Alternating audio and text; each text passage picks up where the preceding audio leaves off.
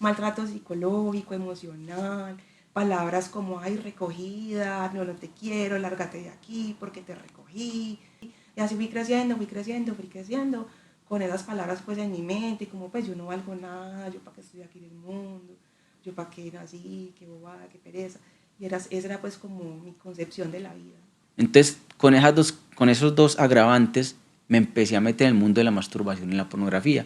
Estoy hablando que más o menos mi experiencia sexual empezó para los 10, 11, 12 años más o menos. Es como revivir toda mi historia y como quitarlas de nuevo, como las cascaritas que ya están sanas. Entonces, es el lugar donde lo sobrenatural es natural, esto es real. Espíritu de Dios, te mueves hoy aquí, es tan real, es sobrenatural.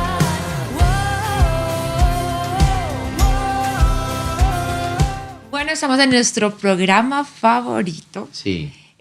O como dice Victoria, el más mejor. El más mejor, donde lo sobrenatural es natural. Bueno, son increíbles las historias, todo lo que Dios hace en las personas es tan bonito. Nosotros somos los más sorprendidos escuchar o ver a Dios detrás de cámaras, todo lo que hace.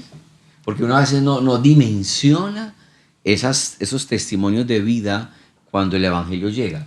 Cómo cambia, cómo transforma, de qué manera tan sobrenatural. Estamos felices de que nos acompañes en este nuevo podcast de este día y que también lo puedas compartir a alguien más. Mira, ya empezaron a transmitir el podcast de hoy, entonces para que otras familias también lo puedan ver. ¿Estamos listos? Bueno, bienvenido familia. Quiero que digan sus nombres, solo para que puedan conocerles un poquitico la audiencia, cuántos ya han casados, bueno, hijos, no hijos, cuéntenos un poquitico. Nombres. Bueno, listo, mi nombre es Manuel, ¿Sí? Mi esposa María Victoria, Vicky le decimos todos. Bueno, llevamos ya casados, vamos ya para 11 años, llevamos ya un buen rato. Hasta que nos alcanza. Sí, llevamos ya 13 años de conocidos, hace 13 años nos conocemos, nos conocimos en el mundo realmente, ¿cierto?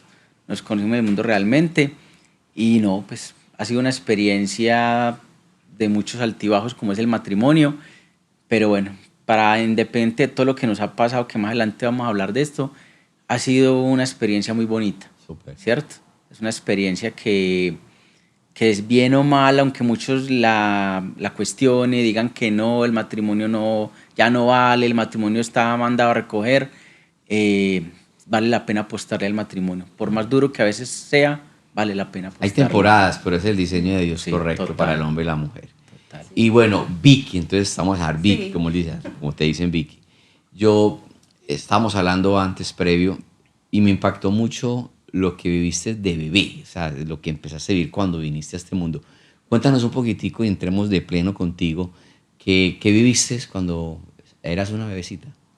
Bueno, yo cuando era bebé, aproximadamente tenía 6 meses, mi mamá biológica y mi mamá adoptiva, o sea, son 2 mamás. Entonces mi mamá biológica tenía unos hermanos, varios hijos, ya le habían quitado algunos del bienestar familiar y estaba pues preocupando de que me estaba regalando, ¿cierto? Pasamos a mi mamá adoptiva. Mi mamá adoptiva llevaba 6 años de casada con mi papá, ¿cierto? Entonces, como a mi papá de pequeño le dio meningitis, ellos estaban intentando tener hijos y no podían, y después descubrieron que fue eso, lo que no permitía que tuvieran hijos.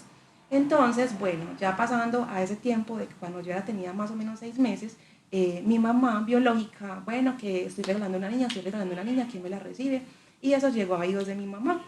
Mi mamá tenía súper ansiedad de tener un bebé, ella se ponía almohadas debajo de la barriga, se miraba al espejo, yo quiero tener un bebé. Entonces, bueno, ella dijo, yo quiero ese bebé, llamó a mi papá le dijo, no está bien, no la recibas, eso no me parece bien. Y ella dijo, yo de todas maneras lo voy a recibir, yo quiero mi bebé.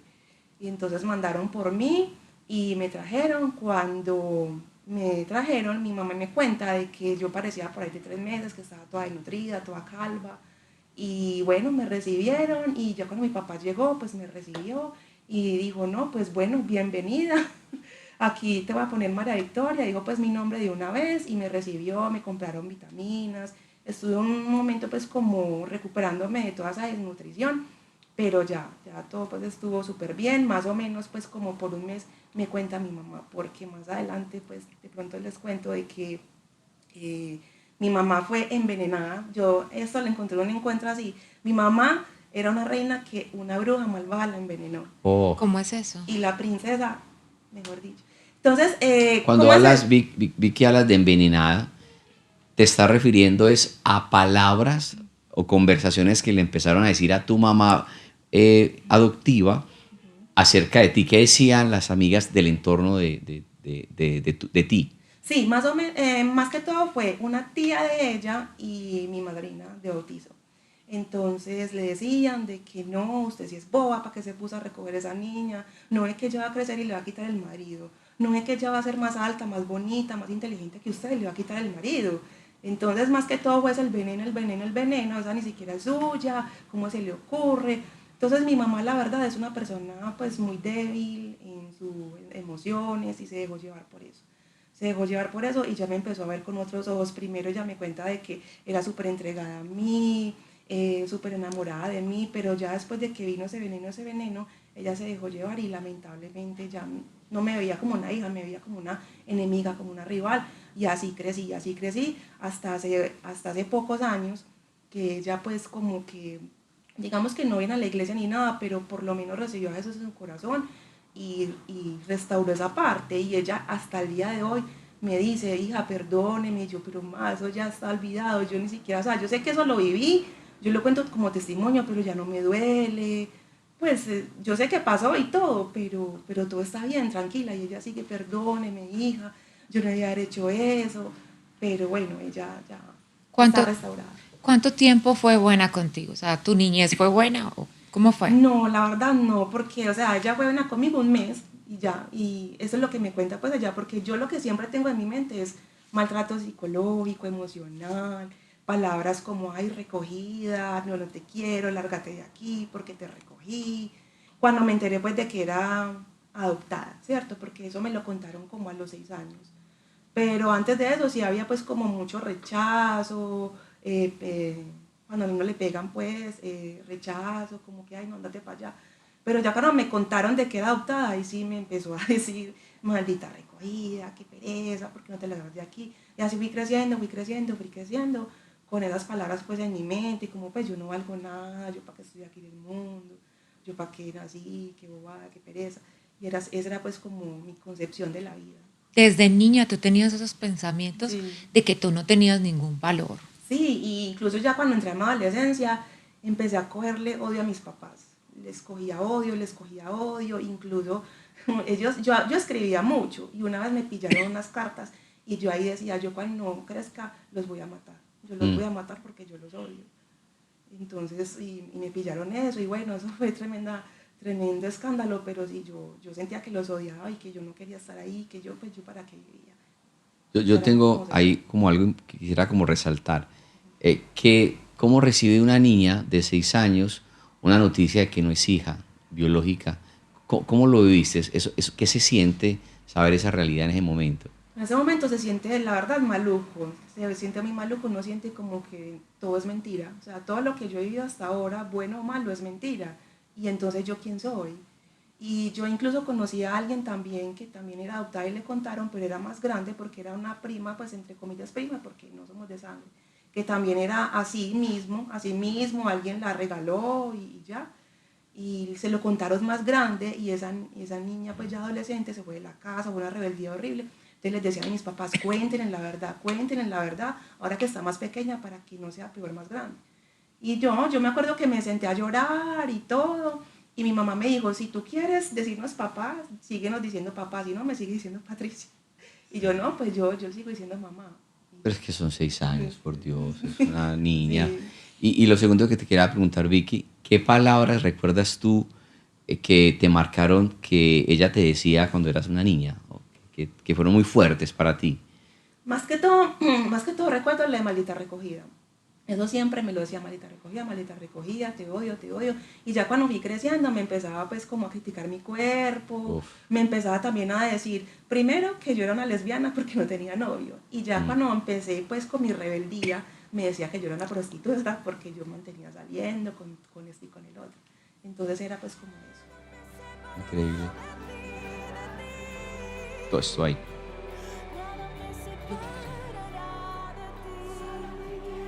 Lo que pasa es que Jennifer vivió algo muy parecido. Sí, ay, porfa, sí, me No, disculpa. tranquila, pastora. No sé. ¿Qué pasó? Es Revivió. como revivir toda mi historia y como quitarlas de nuevo, como las cascaritas que ya están sanas. Entonces, pues yo sé que el programa le vamos a ayudar a mucha gente y todo eso. Esa es la idea, por ayudar. Solo te Sí. quiero a ti.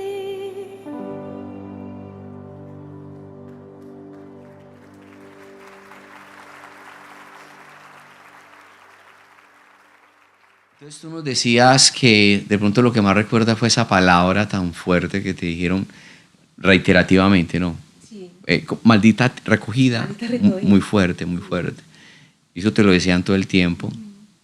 Esas palabras, ¿cómo te afectaron en tu crecimiento como una niña que te estabas formando ya, una adolescente? Pues como tal yo me sentía muy sola, yo sentía pues que yo estaba sola en el mundo y no contaba con nadie, ni con mi papá ni con mi mamá, porque bueno, mi papá sí era bien, pero obviamente con los celos que mi mamá mantenía, que fueron unos celos infundados con mi papá, pues yo con mi papá no tuve pues ninguna relación, solo era como lo normal y ya. Entonces yo me sentía sola en el mundo, muy muy sola. O sea, no sentías ese amor de papá, ese amor de mamá, sino que tu mamá se volvió tu enemiga. Sí. Tu mamá y tu papá se mantenía aislado. Así es, y a veces pues yo le tenía mucho rencor a mi papá también, porque yo sentía que él no hacía nada, que él no me defendía, que él no hacía nada por arreglar la situación, que todo era así, que tenía que pues que resignar y que él no me defendía. Entonces yo le recalcaba mucho eso: usted no me defiende, usted deja que ella haga lo que quiera. Entonces yo le reprochaba eso. Cuando llegas a tu edad ya de adolescente, de novios, tú nos decías que hubo como una rebeldía y te fuiste con toda para afuera de la casa o a tomar decisiones así en rebeldía. ¿Cómo fue eso? Así es, todo comenzó porque yo pues me gradué del colegio y que pues con una amiguita de estudiar pues algo ahí, una técnica, y empecé a salir pues con ella, me empezó a presentar amigos y no, yo empecé a salir, a conocer gente y de ahí fue pues que empecé pues como a tener novios. Tuve un novio que tenía, no, yo creo que en el momento tenía como 30, él me dice que tenía 30, pero yo creo que tenía más ahora que lo pienso. ¿Y tú tenías? Yo tenía 16. Entonces, bueno, ahí empecé con él, mi desorden pues sexual también, ¿cierto? Y ya luego de soltar a esa persona, que me apegué mucho a él, ya después de soltarlo a él, empezaba a chatear mucho por la noche en chats públicos y me encontraba con hombres y ya, y me iba con ellos. Pues no, ni siquiera me interesaba si me iban a hacer algo o no, simplemente me interesaba salir y distraerme, me volaba de la casa y ya, y me volaba a veces varios días. Mi papá a veces me iba a buscar al instituto donde estaba estudiando y no le daban razón de mí, pero yo lo que quería era perderme y pues como desaparecerme de la vida y olvidarme lo que estaba viviendo. Tremendo eso. Yo creo que paremos ahí un poquitico, Vicky, tu historia, para entrar aquí con Manuel, de la batalla que tú viviste de joven. Son muy jóvenes todavía, pero de pronto hablo de esa parte de adolescente, ese joven que fue desarrollándose ahí. ¿Qué batallas viviste tú en esa época? Listo. De pequeño, recuerdo que durante mucho tiempo de mi vida fui una persona demasiado tímida. De hecho, en mi colegio prácticamente me conocían la voz cuando salía a exponer. De resto, yo no hablaba. Recuerdo mucho que todos los años de mi primaria, en la ficha que teníamos, la anotación que siempre ponía es: intégrese más, hable más. Esa era la recomendación. Esa era siempre, intégrese más. Muy listo, muy inteligente, muy servicial, pero intégrese más, porque yo no hablaba con nadie, era muy callado. En esa timidez empecé a coger también como pena por las mujeres, ¿cierto? Entonces, claro, yo estar solo con una mujer para mí era algo terrible, era casi una tortura de mi propia timidez.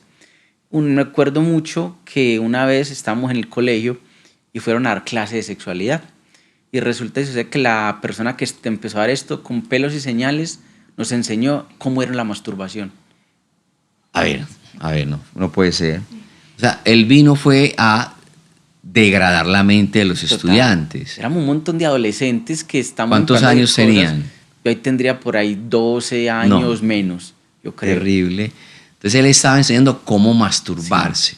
Entonces, claro, llegaron y bueno, empezaron con la sexualidad, lo normal, empezaron con preguntas y en una de tantas preguntas, esa persona, yo creo que una mujer, empezó a decir exactamente cómo se masturbaban los hombres, cómo se masturbaban las mujeres.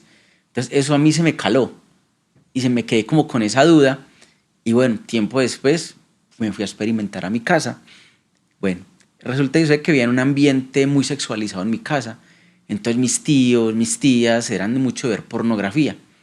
Entonces ellos en su manera nos cuidaban de que los más pequeños no viéramos, pero a la final, de una manera u otra, por un huequito debajo de alguien, uno terminaba viendo. Entonces con esos dos agravantes me empecé a meter en el mundo de la masturbación y la pornografía. Estoy hablando que más o menos mi experiencia sexual empezó para los 10, 11, 12 años más o menos. A esa edad empecé en ese entonces, estaba hablando de hace más de 20 años, no es como ahora, ver pornografía ahora está al alcance de un celular. Sí es. En ese entonces tú tenías que buscar a un familiar, un amigo que tuviera un video, esperar por allá a altas horas de la noche para poder ver algo, pero aún así uno en esa mentalidad de conocer, uno esperaba hasta la hora que fuera, se volaba de la pieza de los papás para poder ver en televisión algo de eso. Entonces, claro, mi mente empezó a batallar con eso y empecé a buscar. En mi timidez encontraba como que, bueno, yo soy tan tímido que una mujer nunca voy a estar. Con la masturbación lo puedo encontrar. Con la pornografía puedo ver lo que no voy a ser capaz con una mujer real. Ese tema de la pornografía, que fuiste inducido del colegio con la masturbación, ¿cómo te afectó en tu desarrollo y crecimiento? Bueno, empezamos lo que te he dicho, era muy tímido. Sí. Y eso aumentó mucho más. Porque dentro te de aislaste mí, más. me aislé más todavía. Sí es. Porque entonces yo ya sabía lo que estaba haciendo. Y aunque no tenía pues como ese acercamiento a Dios, Dios nos da esa conciencia de esto no está bien. Aunque lo hagamos, sabemos que no está bien. Entonces al saber que estaba haciendo algo y veía en el mundo que mucha gente decía no está normal, pero mucha gente decía como que esto no está bien. Entonces yo como que en ese momento me alejo más de las mujeres porque pues no, o sea, ya tengo esto, ¿qué van a decir? Entonces eso hacía que yo con las mujeres fuera más alejadito. Me gustaban y me llegué a enamorar, o sea, literal cuando uno está tan joven, como dicen ahí, uno se enamoraba de un palo con una falda. Y yo era muy enamoradizo de las niñas, Sí. pero yo no me le acercaba a ninguna. Y la frustración de no poder acercármeles, mi refugio era ir a ver eso y masturbarme, era mi refugio. Entonces como no soy capaz de decirle a ninguna nada, más bien voy y hago esto. Entonces era como mi desfogue. Entonces me afectó mucho en esa parte, me afectó mucho en la manera en que veía a las mujeres. Total. Porque uno ya no las empezó a ver sino como un objeto. A pesar de que me enamoraba, quería tener algo serio con la mujer y toda la cuestión, llegó un tiempo en mi vida en que yo no las veía sino como un objeto, ¿cierto? Entonces me distorsionó mucho esa realidad y no, aún queriendo tener relaciones serias, yo no pensaba sino en la relación seria, pero vamos a esto, Sí es. ¿cierto? ¿Cuánto tiempo estuviste ahí luchando con ese gigante de la pornografía? Eso es adictivo como lo de la heroína o cualquier sustancia de estas. Yo a veces he pensado que es más fácil salir de la droga que de esto. Verdad. Porque yo estuve ahí más de 20 años. No me digas. Estoy más de 20 años. Recuerdo que más o menos, yo creo que tenía por ahí 35 años, creo que fue 34, cuando yo al fin vi y yo, viste, llevo ya un año limpio. O sea que tú me hablas de 35 años que ya estabas casado. Ya estaba casado. Y seguías consumiendo pornografía. seguía con Porque eso. aquí hay una cosa importante, chicos, que los solteros piensan. Cuando yo me case, ya no va a haber pornografía ni masturbación porque ya me casé. Aclara ese punto desde que tú lo viviste casado. No, eso es una mentira que nos mete el enemigo. No, ya, tú te metes ahí ya porque ya tienes tu esposa. Todo lo con lo que tú fantaseas en la pornografía ya lo vas a vivir. Pero no, la pornografía es un mundo muy, muy ficticio, de duraciones largas, la mujer esto, la mujer aquello. Cuando vamos al mundo real, ni uno aguanta tanto, ni uno tiene tantas cosas como en la pornografía. Entonces, claro, tú tienes un montón de expectativas que tu esposa no va a cumplir. Entonces sabemos que la mujer tiene sus periodos donde está en su tiempo, entonces son días cuando no vas a poder, y como tú tienes un deseo sexual tan exacerbado, por así decirlo, entonces claro, en esos días, no, pues si ya no me va a complacer, yo voy y busco lo mío, o tengo una pelea con ella, y como ya tengo todo eso, me desfogo con eso, no me voy a enojar con ella, ya está enojada, ya se acostó a dormir, no, yo voy y veo eso, o simplemente porque estoy desparchado, ya tuve relaciones con ella, no me satisfizo, voy y busco cómo terminar. O sea, eso no para. Eso no para. O sea, así estés con tu esposa, eso siempre te va a arrastrar para. a la pornografía y la masturbación. Literal, yo terminaba en las noches, nos acostábamos a dormir, ella ya dormidita, y yo me levantaba silencioso para el baño. ¿Cómo logras parar ese tema de la pornografía en tu vida? Listo. Cuando yo conocí de la iglesia, empecé a venir a la iglesia, yo reconocía que eso era una lucha. Y durante todo este tiempo, reconociendo que no estaba bien, yo, digamos, los proyectos de cada año nuevo era, este año no lo hago. Y pongámoslo en una perspectiva. Si en el 2015 me consumí pornografía y me masturbé, no sé, 200 veces en el año, no, tampoco tan exagerado, 20 en el año siguiente llevan con 40. Cada vez que prometía salir, o sea, ibas ascendiendo más el tema de la pornografía. Duré tanto en mi obsesión de saber cómo estaba, que yo llevaba, digámoslo así, un Excel indicando cuántas veces lo estaba haciendo. ¿Lo llevas contabilizado? Lo llevaba contabilizado para yo mirar qué tan mal estoy. Santo. Porque tenía una conciencia de esto no Sí. está bien. Entonces yo llegué en un momento en que en un mes tiene 30 Duplicabas. días, me llegué a estar hasta 40, 45 días. Yo, pero por Dios, ¿en qué momento? Solo en un mes. No respetaba ni el trabajo.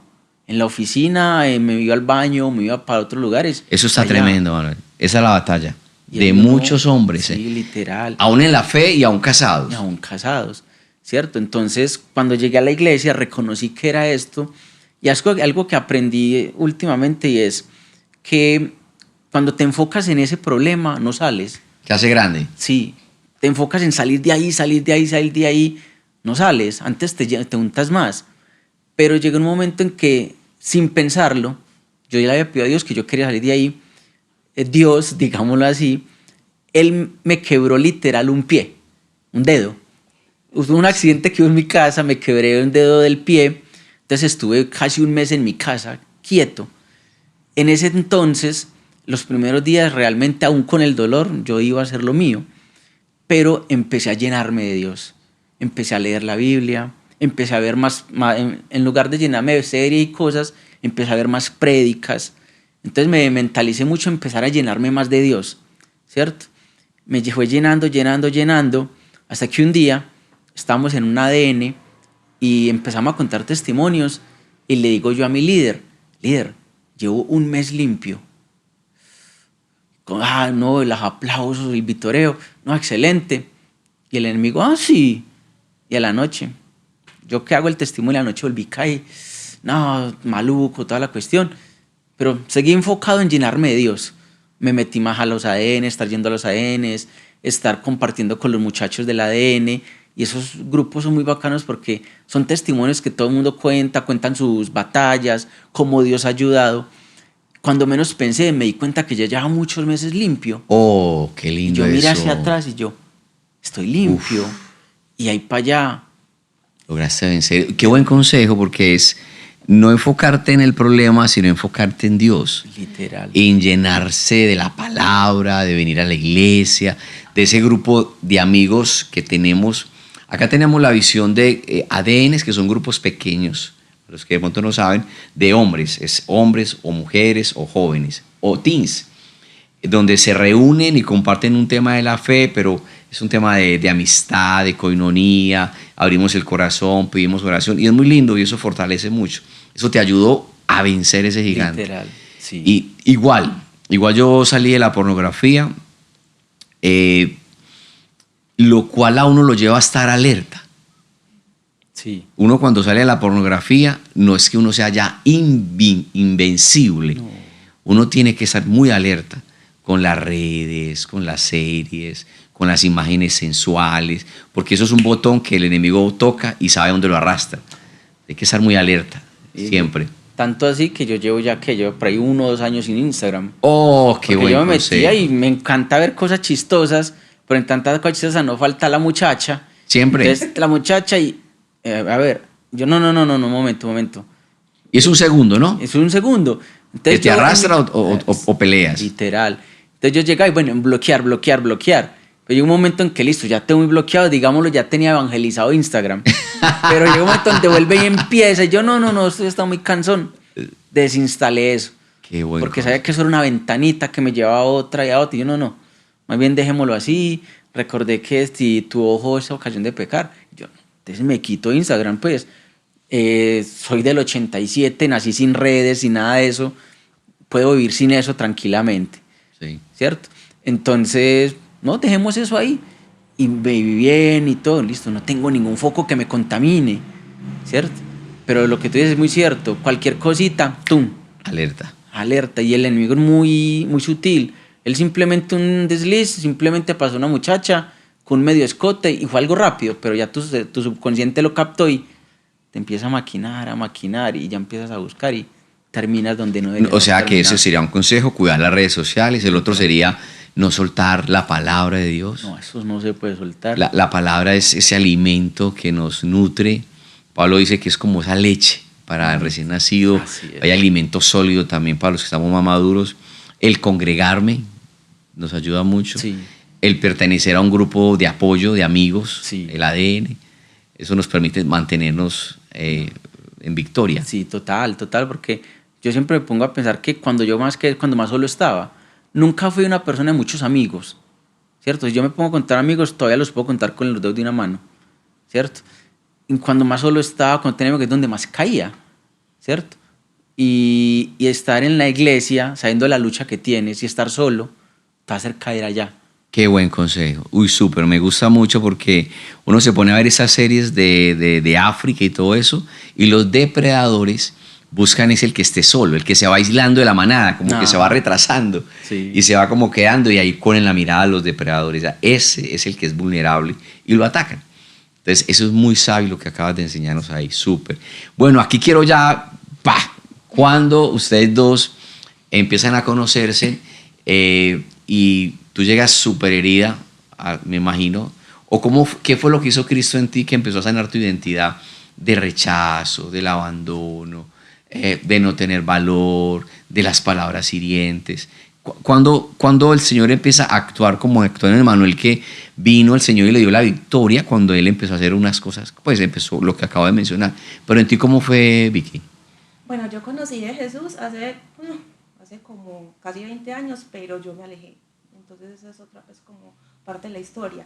Yo conocí de Jesús, estuve más o menos como 3 años en una iglesia, estaba súper enamorada de Jesús y todo eso, solo que por cosas de jovencitas, simplemente de desánimo, me alejé y no volví. Y entonces volví otra vez al mundo. Y en el mundo conocí a Manuel, pero ya otra vez aquí en SOS, donde me volví a reencontrar con Jesús, en el encuentro fue donde yo siento que él más me restauró. Pero espérate para que me cuente lo del encuentro. En el mundo se conocieron. Cuando hablo del mundo es alejados de la iglesia. Alejados de la iglesia. Que la gente dice, en el mundo, estamos en el mundo.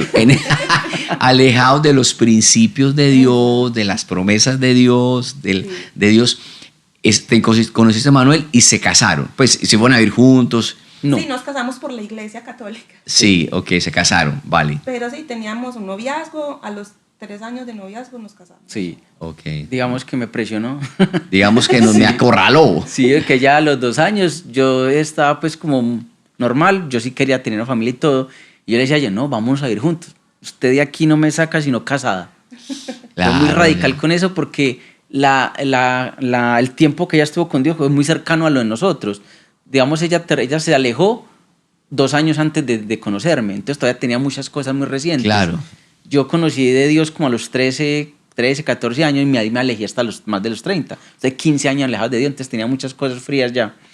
Entonces ella me habló de eso, tenemos que casarnos. Ella lo tenía más claro que Sí. tú. Y yo, bueno, a pesar de que ella, como decía, yo nunca pensé en casarme. Okay. Ya el casarse era algo que no le interesaba. Y llegar yo y decir, tenemos que casarnos, y yo, bueno, Súper. listo.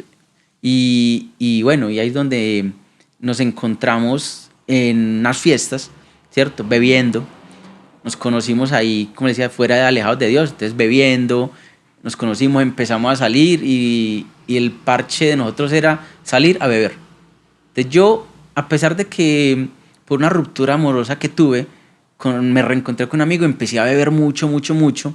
Cuando la conocí a ella, bebía aún más, porque ella también bebía, ella bebía más seguido que yo, entonces yo me iba a beber solo para poderla ver, Para poder estar cerca. para poder compartir con ella. Entonces yo bebía mucho más y nos conocimos en ese mundo, el mundo de estar bebiendo. Y sí, ahí fue cuando se casaron. Sí. Y entonces ya vuelve y se conecta, porque ya Manuel nos contó cómo se reencontró con Cristo.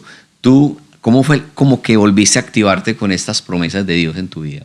No, yo llegué, o nosotros llegamos, pues, porque llegamos juntos a la iglesia para restaurar nuestro matrimonio, porque nos habíamos rejuntado, ya que nosotros nos habíamos separado.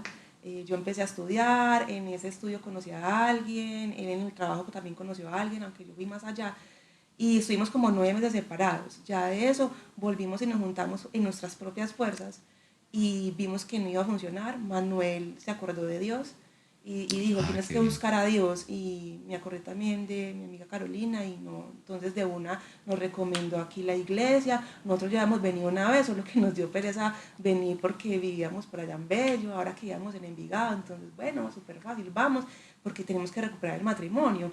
Y fue tan bonito porque llegamos en Fuego Intenso, en 2021. Un congreso que tenemos acá. Ajá. Sí. Y yo Tremendo. amo Fuego Intenso por eso, porque para mí Fuego Intenso es mi aniversario de reconocer, de revolver a Jesús. Entonces volvimos en Fuego Intenso, y ahí fui al encuentro, el primer encuentro que pude ir de una. Yo estaba súper ansiosa por ir al encuentro. Y en el encuentro fue muy hermoso porque Dios me habló muchas cosas, pero lo que más me marcó fue que me dijo a través de una líder, ya, nadie te estaba esperando. Cuando naciste nadie te estaba esperando, pero yo sí te estaba esperando. Uy, no. Entonces eso fue tan lindo porque pues, o sea, es Dios, nadie aquí me conoce, pues es Dios. Él me estaba esperando y fue tan lindo y se restauró en mí como esa sanidad de que no, y desde eso yo a Dios como mi papá, no solo como Dios que está por allá o Dios el soberano y todo eso, yo sé que Él es todo eso, pero yo lo veo más que todo como mi papá. O sea, es tan hermoso porque como yo nunca tuve como ese amor de mamá ni de papá, ni sentí como eso, en cambio de Dios sí lo siento, y es increíble porque tú a Dios no lo estás viendo así físicamente ni nada, pero Dios es tan poderoso y tiene tanto, pero tanto amor, que de verdad que te restaura y te llena y te sana todo eso. Y ahora que mi mamá pues me pidió perdón, y la relación con ella es súper restaurada, súper bien, somos amigas, yo la veo de distintos ojos. Ya no los veo con odio, como que ay, los odio por lo que me hicieron, no, yo los veo, digamos que como los ve Dios. Ellos, Dios también, Jesús vino también a morir por ellos, ¿cierto? Y por todo el mundo. Y yo los veo, incluso es que a ellos también los maltrataron los papás. Entonces ellos hicieron conmigo lo que hicieron con ellos. Y entonces de ahí viene también esa revelación de romper todo eso y empezar de nuevo, que Dios también nos habló pues para nuestro hijo, y sabemos que Dios hace todo nuevo. Entonces tu corazón fue sanado, Sí. Vicky. Sentiste el amor de Dios en ese encuentro. Dios te dijo, yo te estaba esperando. Sí. Y eso restauró tu identidad, de que eres una mujer valiosa. Se sanó tus heridas y la relación con tu mamá también. Viene ese hijo, y quiero que terminemos ahí, porque la historia me ha gustado mucho cómo conecta a Dios dos personas rotas, las sana, las restaura y forman un hogar. Llega ese hijo y tú me decías que de pronto tú tenías como un temor de vivir lo que tu niño vivió con... Pues, explícanos un poquitico esa parte. Sí, yo tenía temor porque la verdad yo estaba convencida de que iba a ser una mala mamá. De pronto no, pero a lo mejor y sí, ¿cierto? Por lo que viví o por lo que había pues en mí, que las maldiciones y todo eso. Sin embargo, Dios en un encuentro que estábamos sirviendo nos habló y nos dijo, ya es momento de que tengan a su hijo, a su bebé, ya es momento, no es charla, ya es momento. Y me dijo a mí específicamente, no tengas miedo, que todas esas maldiciones ya se rompieron, tú no vas a ser igual que tu mamá. Pues eso es impactante, súper, o sea, Dios habla, pero de una manera, es que definitivamente Dios existe, Dios existe. y nada, ese hijo nos ha traído mucha felicidad. El momento que nació, yo me sentí muy feliz y sentí algo que no sé cómo explicarlo. Yo solamente sé que sentí algo muy grande, un amor muy grande, y que yo decía, Dios mío, si tú eres mi papá y tú me amas mucho más de lo que yo puedo amar, ¿cómo yo amo a este hijo tanto, tanto? Yo lo amo tanto, ¿cómo me amarás tú? O sea, ¿cómo me amarás tú? O sea, como que se me abrió un poquito más, o se me abrió un poquito más la luz de cómo es el amor de papá, el amor del Padre, el amor de Dios. Entonces me pareció súper hermoso eso. Uy, eso está muy bonito, Vicky. O sea, si tú amas a tu hijo como uno ama a un hijo, dígame entonces Dios cómo nos ama. Eso es la revelación que te llegó a tu corazón, Sí, y terminó de sanarte. sí. ¿Cómo se llama el hijo? David. David. Familia, gracias por compartir ese testimonio, Manuel. Gracias por ser tan valiente de contarnos esa lucha tan real que, bueno, ahora el porcentaje de mujeres que ven pornografía también está aumentando. O sea, antes éramos los hombres en una tendencia altísima, ahora las mujeres están acercándose a esos porcentajes. Pero esos consejos fueron muy sabios en este podcast para que todos cuidemos nuestra santidad. Eso es poderoso. Y ese testimonio de tu madre, cómo te afectó toda tu vida, pero cómo Dios te sanó y te restauró. Gracias por compartir esa linda historia. Bueno, y a todos ustedes, mira, son historias reales, son cosas que vivimos, venimos rotos, estamos quebrantados, pero Jesús es el único que puede levantarnos de las cenizas. La palabra dice que somos nuevas criaturas cuando venimos a Él, y que las cosas viejas pasaron y que todas son hechas nuevas.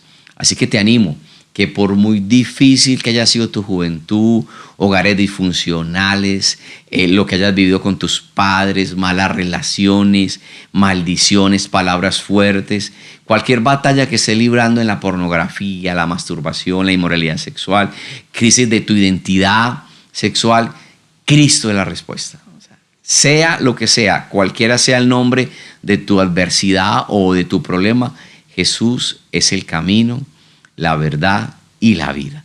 Y Él está esperando por ti. Es que tú reconozcas que necesitas un Salvador y te acerques a Él con un corazón humillado. Y de ahí, de las cenizas, Dios hace diamantes. Así que ha sido un gusto compartir contigo este podcast. Como siempre decimos, compártelo, suscríbete a nuestro canal porque hay más contenido. Tenemos contenido para empresarios, tenemos contenido para matrimonios, tenemos contenido para jóvenes en nuestro canal de YouTube. Entonces suscríbete para que te llegue todas esas notificaciones. Están nuestros libros también en nuestras redes sociales o en nuestra página web www.sosparatuvida.com. Conoces toda la historia de la iglesia.